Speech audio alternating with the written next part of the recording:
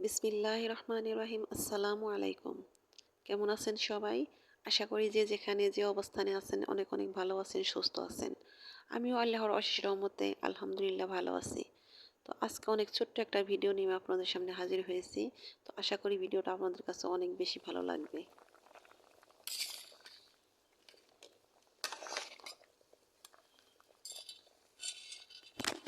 তো বন্ধুরা, প্রতিদিন তো মাছ, মাংস, সবজি এসব রান্নাবান্না আমি আপনাদের সাথে শেয়ার করি।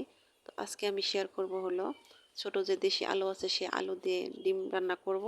আর এই যে আমার গাছের করলা, সে করলাগুলো ভাজি করব। আর বন্ধুরা, এটা কিন্তু করলা গাছ না, এটা হলো দেশি উস্তা গাছ। তো কথা বলতে গেলে শুধু করলাটাই মুখে বেশি আসে। তো এই উস্তাগুলো কিন্তু ধরতে ধরতে অনেক উপরে চলে গেছে। তো উপরের উস্তাগুলো কিভাবে পারবো সে বুদ্ধিটা দিল হলো তানভীর। তানভীর বলল যে পান পাড়া হয় আম্মু, ওই খড়ির মাথায় যে ব্লেড বেঁধে, কয় সেভাবে এই উস্তাগুলো পেরে নাও।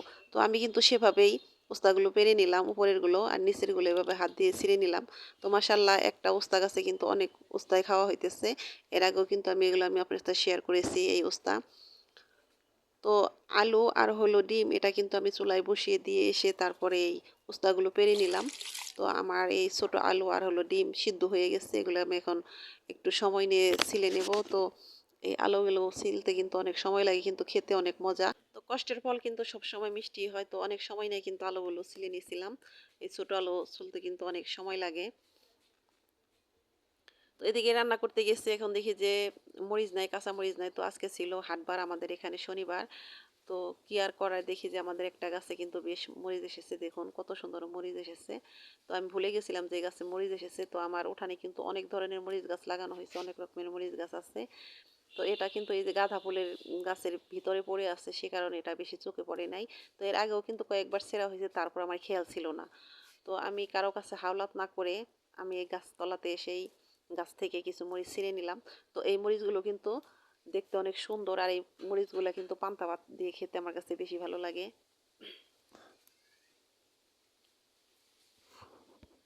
আর এই মরিচ দিয়ে কিন্তু আমার দুইটা তরকারি অনায়াসে হয়ে যাবে। তো দুই তরকারিতে কিন্তু এতগুলো মরিচ আমার লাগছিলই না।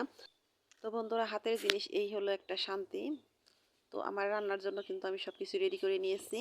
তো এই যে আলুগুলো কিন্তু ছোলা হয়ে গেছে। তো এই আলুর মধ্যে যে কিছু বড় আলু আছে সেগুলো আমি একটা একটা করে ভেঙে নেব। আর সব আলু কিন্তু আনাম দিয়ে রান্না করব, কারণ এগুলো ছোট আলু। আর এই আলু খেতে এত মজা। তো এখন যে বড় আলুগুলো পাওয়া যায়, আলুগুলো কিন্তু খেতে একটু ভালো লাগে না আমার। এই আলু আমার কাছে অনেক ভালো লাগে, এই ছোটো আলুগুলো। এই ছোটো আলু কিন্তু সারা বছরই আমার ঘরে থাকে, আমার খেতে ভালো লাগে, সে কারণে আমার আপনাদের ভাইয়া বেশি করে এনে দেয়। তো আজকে এই ডিম দিয়ে আর হলো আলু দিয়ে রান্না করব। তো ডিমগুলো কিন্তু আমি একদম কেচিয়ে নিয়েছি। আর এই ডিমের মধ্যে দিব হলো 2 টুকরো দারুচিনি, 3টা এলাচ, তেজপাতা, আদা রসুন, জিরা বাটা। অফ ক্যামেরাতে কিন্তু আমি এইগুলা কাটাকাটি করে নিয়েছি।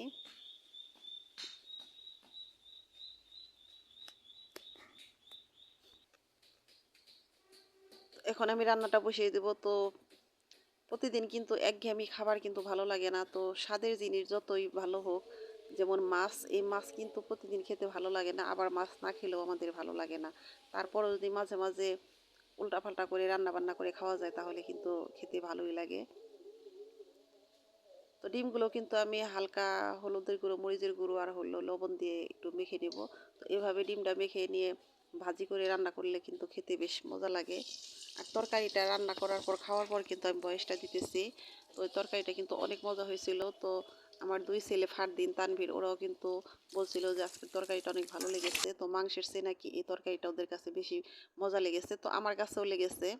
তো তার কারণ হলো এই আলু, এই ছোটো আলুর এইটার স্বাদটা একটু অন্যরকমই।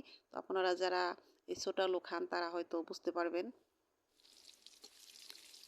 তো ডিমগুলো কিন্তু ভাজা শেষ, এখন আমি তুলে নেব। তো জানি না কোন কোন বন্ধুরা এখন আমার সাথে আছেন। তো বন্ধুরা, যদি লাইক দিতে ভুলে গিয়ে থাকেন তাহলে প্লিজ মনে করে একটা লাইক দিয়ে দিবেন। তো ওই তেলের মধ্যে এখন আমি একটু কাঁচামরিচ, পেঁয়াজ এগুলো দিয়ে দিলাম। একটু ভাজা ভাজা করে তার মধ্যে আদা রসুন জিরা বাটা দিব। তারপরে 3টা এলাচ আর 2 টুকরো দারচিনি, তেজপাতা এগুলো দিয়ে দিলাম।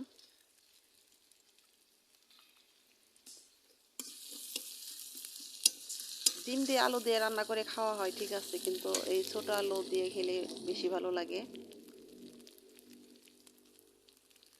পরিমাণ মতো হলুদের গুঁড়ো, মরিচের গুঁড়ো আর হলো ধনিয়ার গুঁড়ো দিয়ে দিলাম। এখন মশলাটাকে আমি একটু সুন্দর করে কষিয়ে নেব। দিয়ে দিলাম স্বাদ মতো লবণ।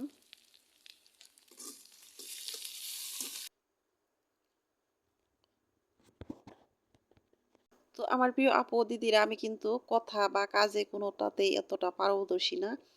আপনাদের কথা শুনলে কিন্তু আমি মুগ্ধ হয়ে যাই। আপনারা এত সুন্দর করে কথা বলেন, আমার মনে হয় যে আপনারা ডায়েরি পড়তেছেন বা বই পড়তেছেন এরকম লাগে, কিন্তু আমি সেরকমভাবে পারি না। আমার কথা বলতে গেলে কথার মধ্যে অনেক জড়তা এসে যায়। তারপরে একটা কিছু ভুলে যায় অনেক সময়, অনেক কথায় মনে পড়ে যায় যে এই কথাটা বলবো ভয়েস দিতে গিয়ে, কিন্তু সেটা আর মনে থাকে না। তো অনেক চেষ্টা করি যে ভিডিও শুরু থেকে শেষ পর্যন্ত অনেক সুন্দর করে ভয়েস দিব, তারপরে সব আপুদের কমেন্ট পড়বো, কিন্তু সেটা আর হয় না।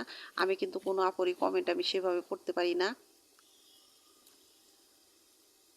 তো তরকারিটা কিন্তু বসিয়ে দিয়েছি, এখন কিন্তু আমি এই উস্তাগুলো কেটে নিতেছি। একদিকে এতটা গরম পড়েছে, আরেকদিকে দুপুরে রান্না, তো দুটো মিলেই কিন্তু আমার 12টা বাজতেছে, অনেক গরম ধরতেছে। এই রান্না করতে গিয়ে আমার মনে হয় যে আমি 3-4 বার উঠে উঠে পানি খেয়েছি, শুধু গলাটা শুকিয়ে আসতেছিল।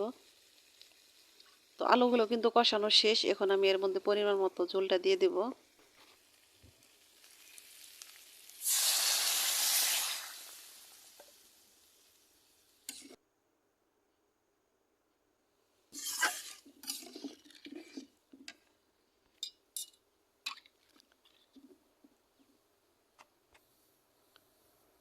আর বন্ধুরা, আমার কথা কাজে হয়তো অনেকটা ভুল আছে, সে ভুলগুলো প্লিজ ক্ষমা সুন্দর দৃষ্টিতে দেখবেন। আমি তো বললাম যে কথা বলতে গেলে কেমন যেন আমার জড়তা এসে যায়, আমি কেমন যেন একটু অন্যমনস্ক হয়ে যাই। তো যাই হোক, এই তো দেখুন তরকারিতে কিন্তু বলকটা চলে এসেছে, এখন আমি ডিমগুলো দিয়ে দিলাম। আর বন্ধুরা, মন ঠিক থাকলে নাকি সব কিছু ঠিক থাকে, তো এই কথাটার মানে আগে অতটা ভালো করে বুঝিনি, কিন্তু এখন অনেক কথারই মানে একটু খুব ভালো করে বুঝতে পারি। তো মন যদি ঠিক থাকে আসলে সব কিছু ঠিক থাকে, কথা ঠিক থাকে, কাজে ঠিক থাকে, সব কিছু ঠিকঠাকভাবে হয় আর কি। তো মন যদি ঠিক না থাকে তাহলে কিন্তু অনেক কিছু অনেক সময় এলোমেলো হয়ে যায়। তো যাই হোক, এদিকে কিন্তু তরকারিটা হইতেছে, এদিকে আমি উস্তাগুলো ধুয়ে নিতেছি।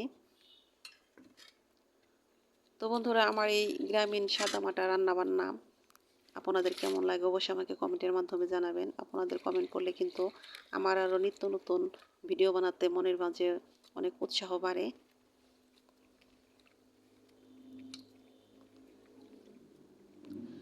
এই উস্তা ভাজির মধ্যে কিন্তু আমি কিছুই দেবো না, তো এমনিতে তো আলু দিয়ে বা মিষ্টি আলু দিয়ে আমি ভাজি করি। তো আজকে আমি এভাবেই ভাজি করব, তার কারণ এই উস্তাগুলো এভাবে ভাজিগুলো খেতে বেশ ভালোই লাগে। তো তরকারিগুলো কিন্তু হয়ে গেছে দেখুন।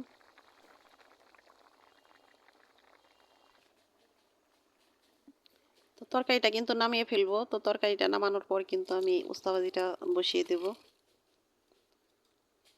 তো বন্ধুরা, অনেক বড় না তেমন ছোটও না, এমন করে ভিডিও দিতেছি, তো ভিডিওগুলো প্লিজ ফুল ওয়াচ করে দেখবেন। তো জানি না এ পর্যন্ত কে কে আমার সাথে চলে এসেছেন, তো বিনীত অনুরোধ করে বলছি ভিডিওগুলো অবশ্যই ফুল ওয়াচ করে দেখার চেষ্টা করবেন। একটা ভিডিও বানাতে কিন্তু আমাদের অনেক পরিশ্রম করতে হয়, অনেক কষ্ট করতে হয়, ধৈর্য ধরতে হয়। আর সেই ভিডিওতে যদি ওয়াচ টাইম ঠিকঠাক মতো না আসে তাহলে কতটা খারাপ লাগে বলুন তো। আমার তো অনেক খারাপ লাগে, আমার কিছুই ভালো লাগে না এক এক সময়। তো যাই হোক, আমি কিন্তু উস্তা ভাজিটা বসিয়ে দিয়েছি। আর এই উস্তা ভাজির মধ্যে কিন্তু 2টা না 3টা কাঁচামরিচের ফালি আর কিছু পেঁয়াজ দিয়ে লবণ দিয়ে এই উস্তাটা ভাজি করবো। এর মধ্যে কিন্তু হলুদও দিব না আর অন্যান্য আর কোনো কিছুই দেব না। তো এইভাবেই আস্তে আস্তে জাল দিয়েই উস্তাটা ভেজে নেব। ভাজিটা দেখুন কেমন ঝরঝরে হয়েছে। তো এই উস্তা ভাজি থেকে আমি আপনাদের কাছ থেকে বিদায় নেব। তো আপনারা সবাই ভালো থাকেন, সুস্থ থাকেন, আপনাদের সুন্দর সুখময় জীবন কামনা করে আজকের মতো এখানেই বিদায় নেব। তো আল্লাহ হাফেজ, আসসালামু আলাইকুম।